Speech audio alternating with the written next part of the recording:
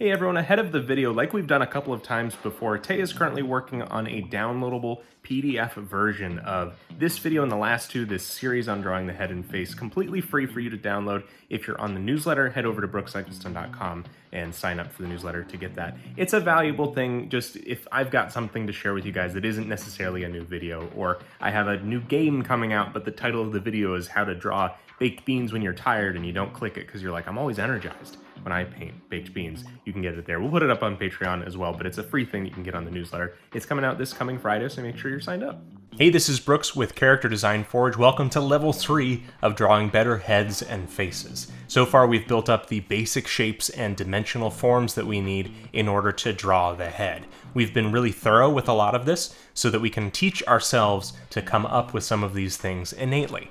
If you haven't already done so, get familiar with everything that we talked about in levels 1 and 2, the previous 2 uploads on this channel. Now we're getting into some of the advanced aspects. We're not only defining some of the more complex parts of the head and face, but we're going to start moving them around and customizing them a bit. So let's start with the eyes. We used some circles to define the socket before, but remember that the eyeball is a sphere.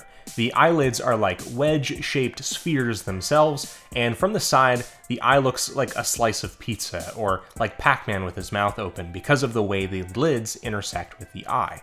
Here's where we start to reach the limits of our construction shapes, though. Because they're so rigid and made so cleanly, it conflicts with the organic look that we're trying to go for with our human face. The good thing is, though, that these lines are simply the blueprints for what we want to do. We can add organic lines to ultimately define our drawing over top. It's a good reminder for why we're drawing these things as lightly as we can first. Eyes have so much variety, so it's incredibly helpful to practice drawing a variety of eye shapes. Some can be very round or square, wide or narrow.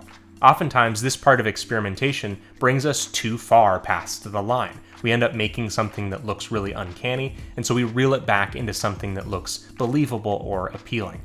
As we do that, though, we're learning and growing our understanding and teaching ourselves through trial and error. Remember that the eyelids aren't a rigid structure. They're something that close and open, which means that the skin itself will wrinkle or fold or change shapes. When you're drawing some of these eyelid lines, keep in mind perhaps a bagging happening underneath or a wrinkle on top of the eye, which defines the lid and gives it a little bit of its shape. Remember, too, that there's a little bit of S curvature sometimes, especially in the bottom eyelid. I'd like you to try briefly to open your mouth without letting your teeth stop touching. It's not possible. That's because in order to open the mouth, we have to hinge the jaw back, rotating from the base in front of the ears. Drawing the mouth in its various stages of open means a lot of things will change. The face will get a little taller or longer. The skin on the side of the mouth will stretch and tighten. The skin towards the neck will scrunch down together, and the lips will become another shape. And of course, we can now see the inside of the mouth. Remember to represent teeth as accurately as possible. They are a semicircle oriented row above and below, and accentuating certain teeth gives the people we're drawing different visual characteristics. Remember that teeth are bones, so they're not really going to change shape at all. They're really rigid. When it comes to the face moving in general, it's helpful to think of a few masses or zones, simplified as circles. There's the forehead, which is really being controlled by the brow muscles. There's that shape of muscles that include the eyebrows and the cheeks, which affects our eyes.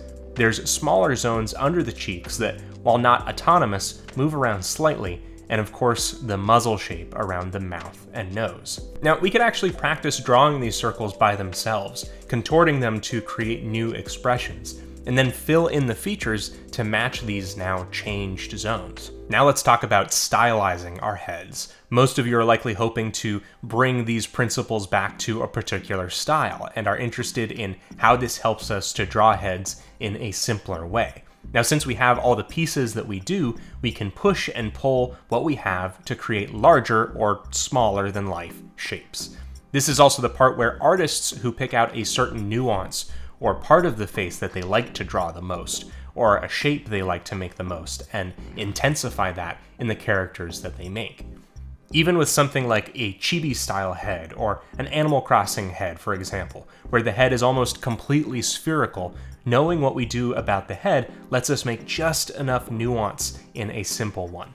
For example, even with a sphere shape for the head, we can protrude that jaw shape forward just enough.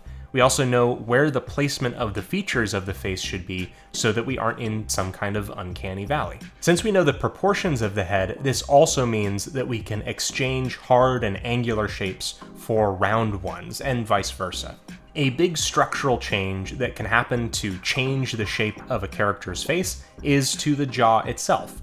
Sometimes this is called how strong the jaw is. We can have the chin come to a point, be rounded, or chiseled flat. Playing with the shape of the bottom of the head through the jaw can give you some more vocabulary and variety.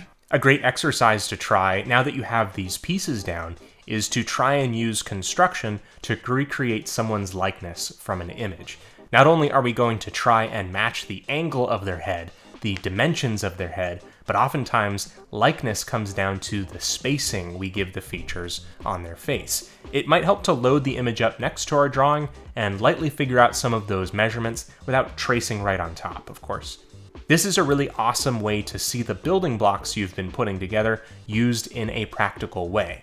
Maybe this person's face has a unique element, or something we haven't talked about, like a dimple, beauty mark, scar, or wrinkles. Wrinkles are good for us to study too, because we can see the way that they actually show up as the stress marks surrounding those circular zones of movement that we talked about before. Once you have a likeness of a person made, try again to draw them in a stylized way, and see if you can make a person that looks pretty close to them despite it being in a simpler style. From here, I would highly encourage you to keep working on expressions. That's going to be a great way for you to get the face malleable and naturally more expressive. Your characters are also probably a little bit bald, so if hair is a challenge for you, make sure to follow up this series with my video on hair. I'll put that in a card up here. I know a few of you might have watched through everything without doing any drawing. I'd highly encourage you to start over back at level 1 and really give this a go. Drawing the things that we're talking about here multiple times so that we really get them into our minds is going to be the best way to practice. In fact, I might actually challenge you to try drawing 50 or 100 heads with the tools that we've practiced here just to get them really innately in your mind.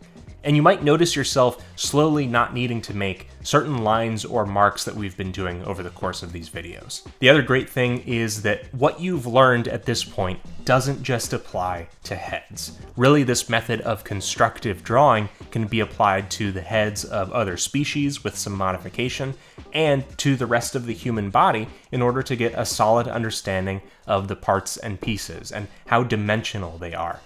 Of course, there's always more to learn when it comes to drawing and character design, so make sure to check out the rest of what we have to offer here on Character Design Forge. And if you'd like more in-depth instruction, my course Learn Character Design is a comprehensive character design curriculum. It's over 18 hours of video learning over on learncharacterdesign.com. One of the best ways to support me and my work is through Biko's Backpack, which you can get over on patreon.com/bageldenizen. This month's looks like this. It's a foil trading card, this month of Budvay, and a hard enamel pin, this month of Inferglit, which arrives in your mailbox every month. You can follow me at bageldenizen on Instagram, Twitter, Twitch, and TikTok. Thank you so much for watching, and have fun creating.